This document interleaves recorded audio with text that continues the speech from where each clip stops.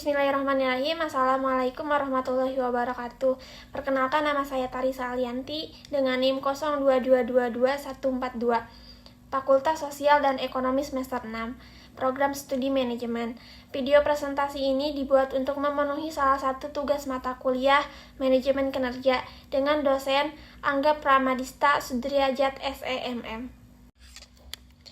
Tema video presentasi kali ini yaitu manajemen evaluasi kinerja karyawan. Poin pertama yaitu ada definisi penilaian kinerja. Kinerja karyawan merupakan sebuah kombinasi dari kemampuan, usaha, dan kesempatan yang dapat dinilai dari hasil kerjanya.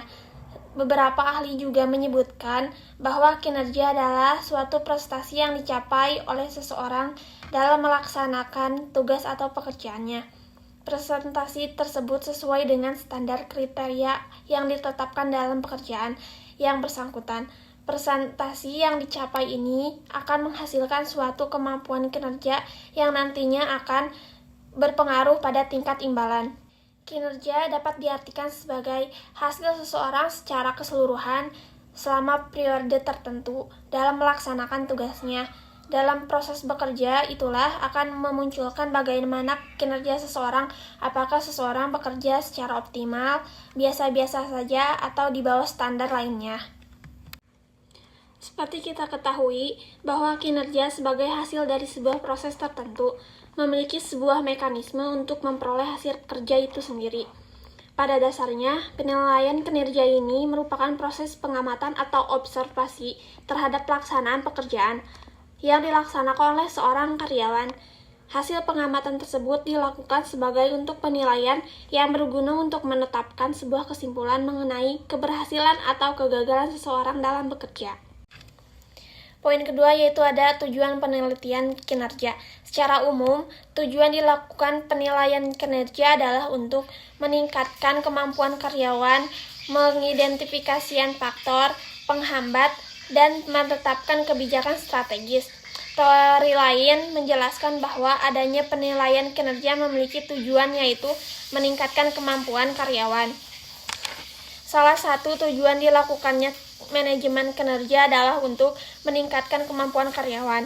Namun syarat tercapainya tujuan ini adalah adanya tools yang dapat meningkatkan motivasi karyawan. Sebagai contoh, misalnya diberlakukan sistem punishment dan reward bagi setiap karyawan. Setelah diketahui secara baik keberhasilan karyawan, maka akan memunculkan semangat dan motivasi bagi mereka yang selalu meningkatkan prestasi. Sedangkan bagi karyawan yang memiliki kemampuan yang kurang dibanding rekan kerja yang lain, akan tergerak untuk melakukan kinerja yang terbaik. Yang selanjutnya, poin ketiga yaitu ada syarat penilaian kinerja.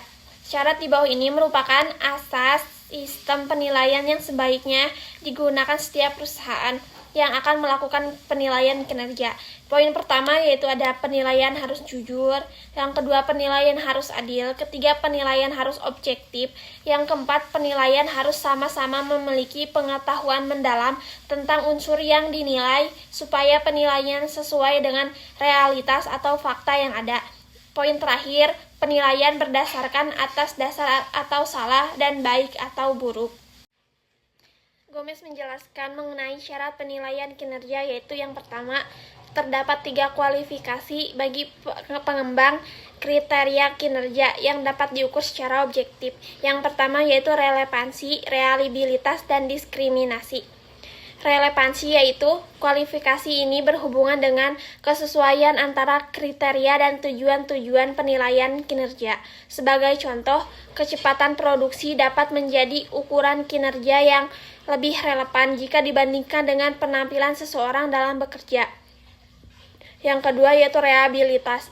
Kualifikasi ini menunjukkan tingkat di mana kriteria-kriteria yang digunakan dalam penilaian dapat menghasilkan hasil yang konsisten. Diskriminasi. Kriteria kinerja dapat digunakan untuk memperlihatkan perbedaan-perbedaan dalam kinerja. Artinya, sebuah penilaian harus dapat mengungkapkan dua sisi. Yang selanjutnya ada manfaat penilaian kinerja. Yang pertama yaitu manfaat bagi karyawan. Salah satunya yaitu meningkatkan motivasi dalam bekerja, meningkatkan kepuasan kerja karyawan, dan meningkatkan hubungan yang harmonis dan aktif dengan atasan. Yang kedua yaitu ada manfaat bagi atasan, mengurangi kesenjangan antara atasan dan karyawan, menjadi pertimbangan untuk mengidentifikasi kembali rotasi atau perubahan tugas karyawan. Yang terakhir, mengembangkan suatu pandangan mengenai pekerjaan, individu, dan departemen dengan lengkap. Yang terakhir yaitu ada manfaat bagi perusahaan, contohnya meningkatkan motivasi karyawan secara menyeluruh, meningkatkan loyalitas karyawan, dan memperbaikan seluruh elemen yang ada dalam perusahaan. Beberapa faktor penilaian kinerja. Berikut ini 5 faktor yang dapat mempengaruhi kinerja karyawan, diantaranya 1. Fasilitas perusahaan, 2. Lingkungan kerja, 3. Prioritas kerja, 4. Supervisor, dan yang terakhir yaitu bonus. Dan poin terakhir di sini ada proses penyusunan penilaian kinerja.